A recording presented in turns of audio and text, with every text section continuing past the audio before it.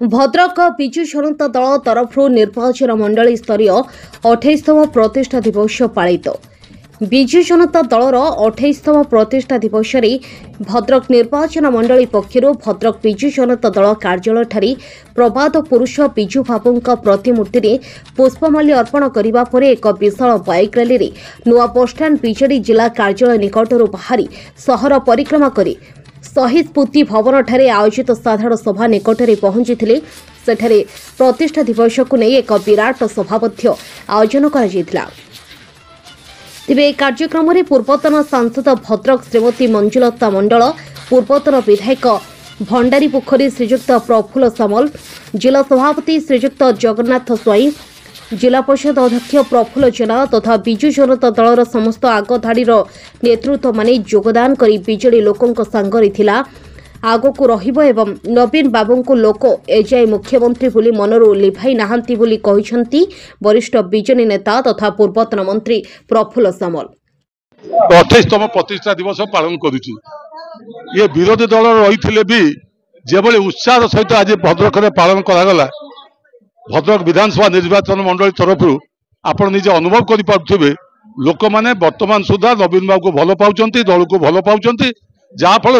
आज टाउन हल भरपूर होगी मोटरसाइकेल रैली भरपूर होगी आज जो कार्यक्रम है लोक निजे निजे आसके आनी ना ये प्रमाण करदेला जे विजु जनता दल वर्तमान सुधा एक लोकप्रिय दल एवं नवीन पट्टनायक होती लोकप्रिय नेता एवं नवीन बाबू समय जो कार्यक्रम आम भद्रक जिला होता समग्र राज्य होता आम लोक मैंने उपलब्धि कर जो आज से भावुंट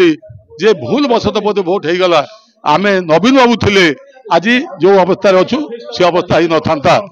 आज 6 मास हो गला नुआ सरकार आसवाई किसी नूतन कार्यक्रम ना खाली रंग बदलवा छड़ा अन्य कार्यक्रम ना। नवीन बाबू जो कार्य कर सुधारी दे पारे रक्षा कर पारे ताले से प्रियता पाते किंतु जेहेतु विजु नवीन बाबू से योजना से योजना को कार्यकारी नक आपण खाद्य सुरक्षा योजना हो कि आपण देखुवे आमर जो रहा विजु स्वास्थ्य कल्याण योजना हो ये केते प्रियता अर्जन करथिला जणे हेले लोक को मरिया को दिया जीवो नाही। ये 28तम प्रतिष्ठा दिवस अवसर में समस्त अनेक अनेक अभिनंदन शुभेच्छा ज्ञापन करुच्ची। आपण माने जानिथिबे विगत 5 वर्ष रे मु एतर सांसद थिली अनेक काम हाथ को निया आइछि विभिन्न समय संसद भवन रे हमर जे भद्रक मोर जे पार्लियामेंट सेगमेंट रे जे विभिन्न समस्या नै मु संसद भवन रे उपस्थापन करिछि। आपण माने जानिथिबे एठी जो मेडिकल कॉलेज ठारू आरंभ करी एवं टेक्सटाइल पार्क जहाँकि धामनगर छपरे आज आज आमर जो केंद्र सरकार आज हवा जाऊँगी मुझे दाबी रखी जो कोरोना समय ओडिया दाबी रखी विभिन्न मंत्री पाखक जाई दाबी रखी आज सक्सेस हवा जाऊँगी। आमर ये जो अच्छा प्रिय विधायक थे प्रफुल्ल सामल महोदय सी विधानसभा दाबी रखी आमर जो दलर सभापति श्रीजुक्त नवीन पट्टनायक महोदय सी 200 एकर जमी जोगाई देते ओडिशा सरकार जिते नवीन पट्टनायक महोदय आज साकार होगा जाऊँगी। अनेक जो शिक्षित युवक युवती से आज निजुक्ति पाइबे तेणु मुझे समस्त को धन्यवाद दूसरी आम जे भद्रक जनसाधारण भद्रकवासी को जे कि आज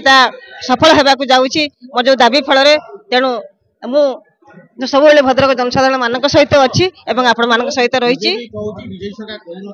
नवीन पट्टनायक महोदय सी जगह जमी जोगाई देते ओडिशा सरकार थे नवीन पट्टनायक महोदय मुझे सांसद थी दाबी रखी सैंक्शन हो सारी तेणुक जो 25 मसीह साकार होगा जाऊँगी तेणु से जो श्रेय ने नुहे एटा आम समस्त भद्रकवासी दाबी था भद्रक समस्त नेतृत्व दाबी था मुझे दाबी रखी साकार होगा जाऊँगी सी बर्तमान सरकार अच्छा तेणु आमर जो केंद्र सरकार अच्छा धन्यवाद दूसरी तेणु निश्चित आगामी दिन में आम बेकार युवक युवती मान निजुक्ति पाइबे से आर्थिक अवस्था सचल हो पार। Report Odisha news 18।